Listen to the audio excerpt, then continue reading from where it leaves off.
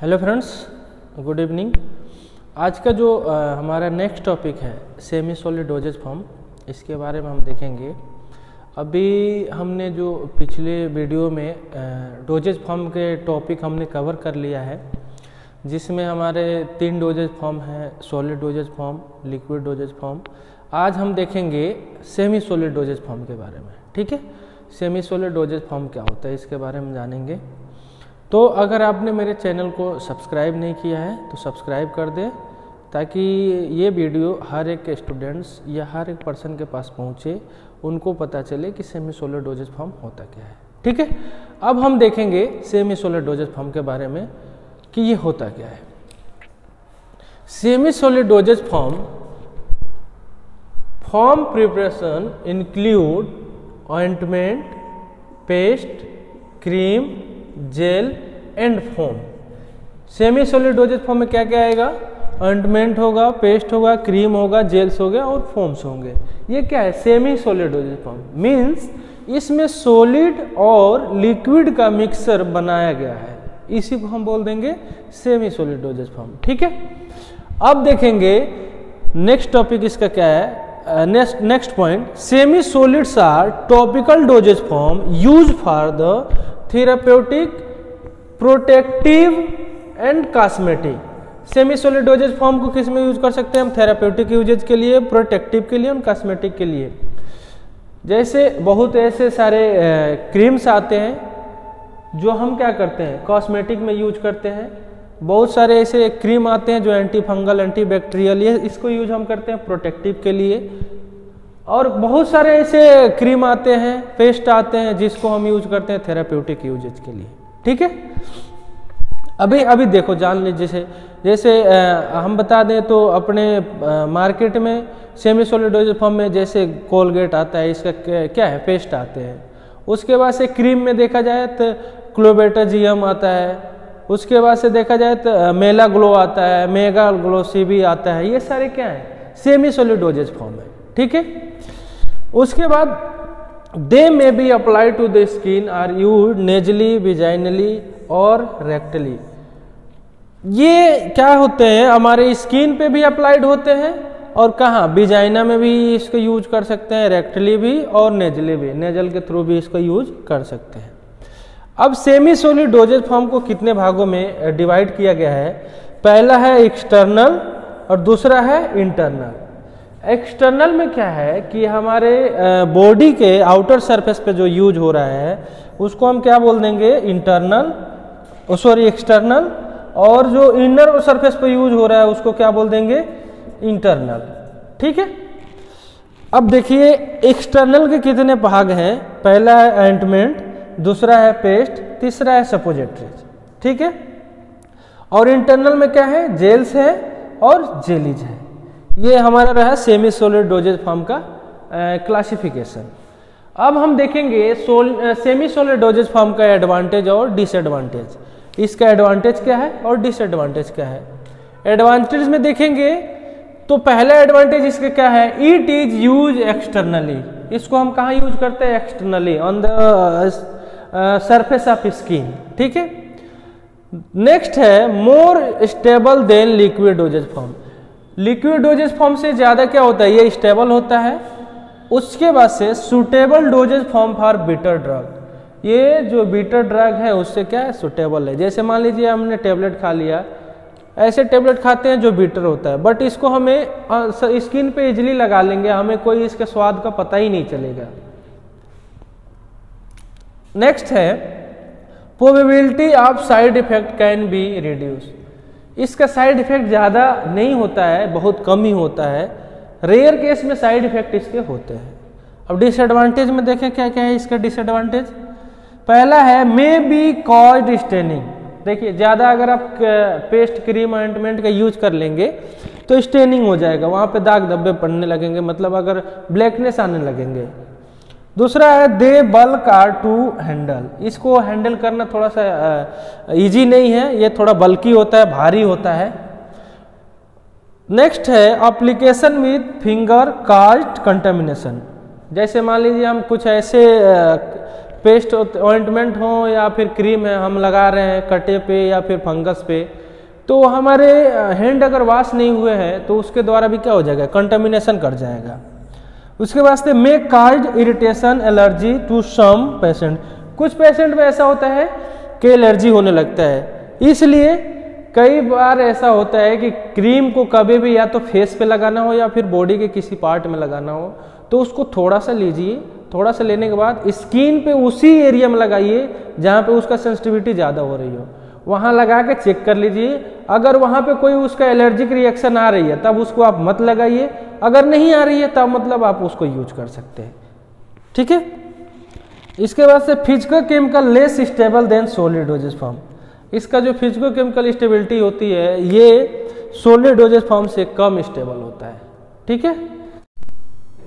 तो अभी हमने देखा था क्लासिफिकेशन ऑफ सेमी सॉलिड, जिसमें सेमी सॉलिड को क्लासिफाई किए थे हमने दो भागों में, एक होता है एक्सटर्नल दूसरा इंटरनल। तो एक्सटर्नल में हमारा पहला क्या था, ऑइंटमेंट था। तो हमारा आज का टॉपिक होगा ऑइंटमेंट। ऑइंटमेंट का हम देखेंगे मेथड ऑफ प्रिपरेशन, ऑइंटमेंट में कितने टाइप्स के ऑइंटमेंट होते हैं, कौन कौन से ऑइंटमेंट कहाँ यूज किए जाते हैं, उसके साथ साथ इसका देखेंगे मेथड ऑफ प्रिपरेशन और इसको कैसे हैंडलिंग किया जाता है इसके बारे में भी हम देखेंगे, ठीक है। तो हम देखेंगे ointment is semi solid preparation meant for external application to the skin और म्यूकस मेम्ब्रेन। ऑइंटमेंट को हम कहाँ यूज कर रहे हैं, external application on the skin, skin के बाहरी आवरण पे हम इसको क्या कर रहे हैं, अप्लाइड कर रहे हैं, उसको हम बोल देंगे ऑइंटमेंट। ऑइंटमेंट में भी use as protect and emollient to the skin, ये स्किन को क्या करता है, प्रोटेक्ट भी करता है और इमोलिएंट भी करता है, ठीक है।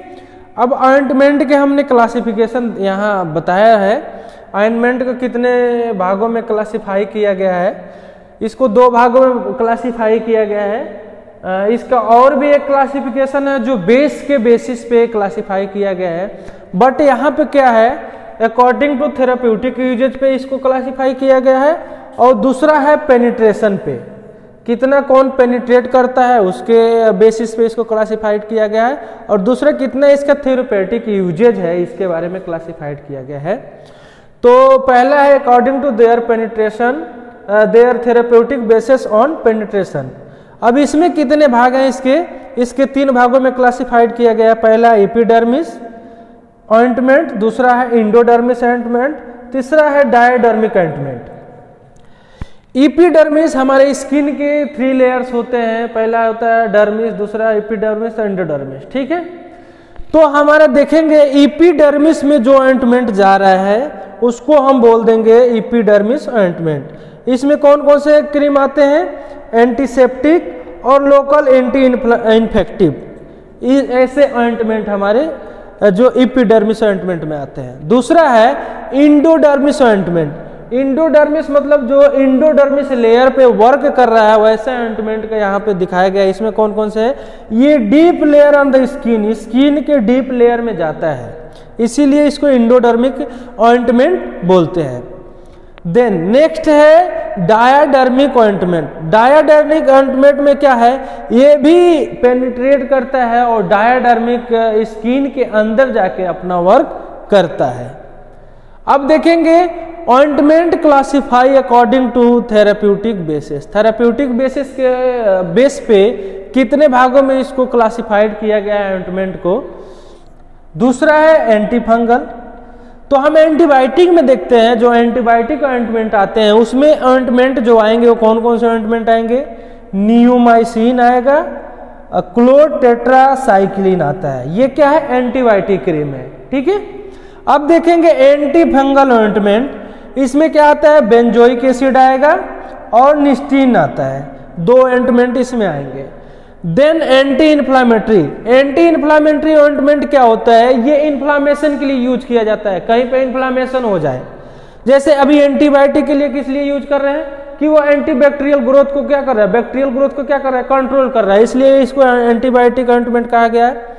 एंटी फंगल ऑइंटमेंट इसलिए कहा गया कि ये क्या कर रहा है, फंगल को क्या कर रहा है, ट्रीट कर रहा है, उसको किल कर रहा है, इसलिए इसको एंटी फंगल कह रहे हैं। Same as a anti inflammatory ointment.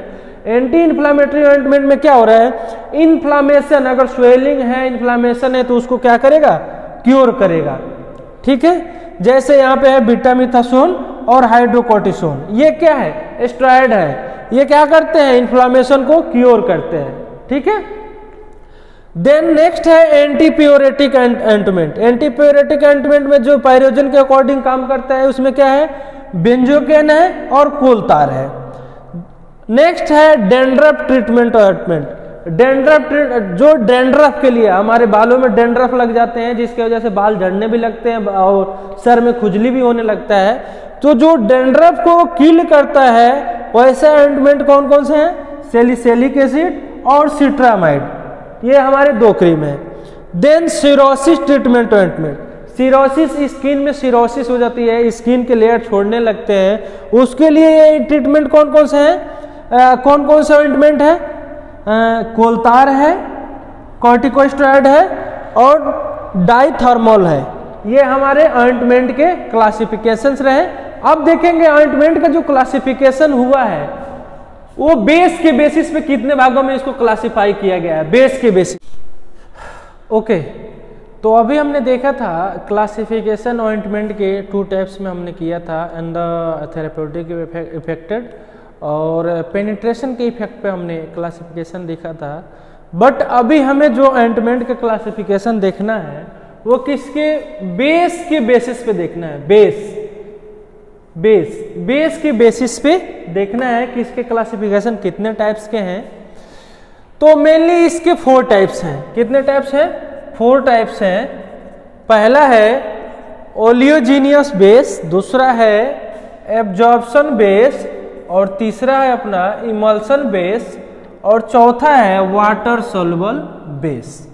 ठीक है, अब इसमें हम एक एक करके देखेंगे ओलियोजीनियस बेस में क्या होता है, एब्जॉर्प्शन बेस में क्या होता है, इमल्सन बेस में क्या होता है, वाटर सोल्युबल बेस में क्या होता है। ठीक है, तो इसका देखेंगे, these base consist of water insoluble. पहले क्या हो रहा है, इस टाइप के ऑइंटमेंट में क्या होगा, वाटर इनसॉल्युबल होगा, और हाइड्रोकार्बन्स, इसमें एग्जांपल कौन कौन से हैं, हाइड्रोकार्बन्स हैं, वेजिटेबल्स हैं, वेजिटेबल्स ऑयल है, और एनिमल फैट्स हैं, और वैक्सेस हैं। ये जितने भी आ रहे हैं vegetables oils, animal fats, waxes, ये ओलियोजीनियस बेसिस में आएंगे। ठीक है, अब इसमें कॉन्स्टिट्यूशन क्या है, हाइड्रोकार्बन के कॉन्स्टिट्यूशन हम देख रहे हैं कौन कौन से हैं। पहला है हार्ड पैराफिन, दूसरा है सॉफ्ट पैराफिन, और तीसरा क्या है, लिक्विड पैराफिन। ठीक है, अब हम देखेंगे एब्जॉर्प्शन बेसिस में। एब्जॉर्प्शन बेसिस में क्या होता है, इसमें these base are generally anhydrous substance which है प्रॉपर्टी ऑफ एब्जॉर्बिंग। ये क्या है, इसमें अभी क्या हो रहा है, ये इनसॉल्युबल है, मतलब ये सॉल्युबल नहीं है, बट एब्जॉर्बिंग में क्या हो रहा है, ये एब्जॉर्ब हो रहा है। इस एलिमेंट में क्या होता है, ये जितने एनहाइड्रेट सब्सटेंस होंगे इनके पास ऐसी प्रॉपर्टी होती है कि ये जितने भी सब्सटेंसेस हो गए, एनहाइड्रेट सब्सटेंसेस, उसको क्या कर लेगा, एब्जॉर्ब कर लेगा। एब्जॉर्ब करने की इसके अंदर प्रॉपर्टी होती है। अब इसमें क्या है, जैसे वूल फैट है, हाइड्रस वूल फैट है, और बीजवैक्स है। ठीक है, अब इमल्सन बेसिस। इमल्सन बेसिस में हम बता दें, आपको बताए थे कि इमल्सन हमारे 2 टाइप्स के होते हैं, ऑयल इन वाटर और वाटर इन ऑयल। तो इसमें क्या है, these base are semi solid cream like consistency. ये क्या होता है, इस इमल्सन बेसिस में सेमी सॉलिड कंसिस्टेंसी पाई जाती है जो क्रीम लाइक होती है। ठीक है, जैसे इसमें यहां दिया है बोथ वाटर इन ऑयल और oil in water emulsion use to ointment basis. Water in oil और ऑयल इन वाटर बेसिस को क्या कर रहे हैं, हम यूज कर रहे हैं बेसिस ऑइंटमेंट में। इसमें क्या है, इमल्सिफाइंग वैक्सेस है, और व्हाइट पैराफिन है, और लिक्विड पैराफिन है। ठीक है, अब देखेंगे नेक्स्ट हमारा जो लास्ट है water soluble ointment. Water soluble ointment में क्या क्या आ रहा है? These are commonly known as greaseless ointment. ये क्या होता है? ग्रीसलेस ऑइंटमेंट होता है। इसमें क्या आएगा? ये देखिए वाटर सॉल्युबल ऑइंटमेंट में क्या होगा? ये वाटर में क्या हो जाएगा? डिजोल्व हो जाएगा, सॉल्युबल हो जाएगा, इसलिए इसको हम बोलते हैं वाटर सॉल्युबल ऑइंटमेंट। ठीक है, और ये ग्रीसलेस होता है। देखिए यहां इसका एग्जांपल दिया है, ट्रेगाकेंथ, जिलेटिन, पेक्टिन, सेलुलोज, बेंटोनाइट। ये क्या है? इनके सारे एग्जाम्पल्स हैं वाटर सॉल्युबल बेसिस के। ठीक है, अब हम देखेंगे method of preparation of ointment. Ointment को बनाने के लिए कितने टाइप्स के मेथड यूज किए जा रहे हैं, ये हम देखेंगे। Okay, thank you.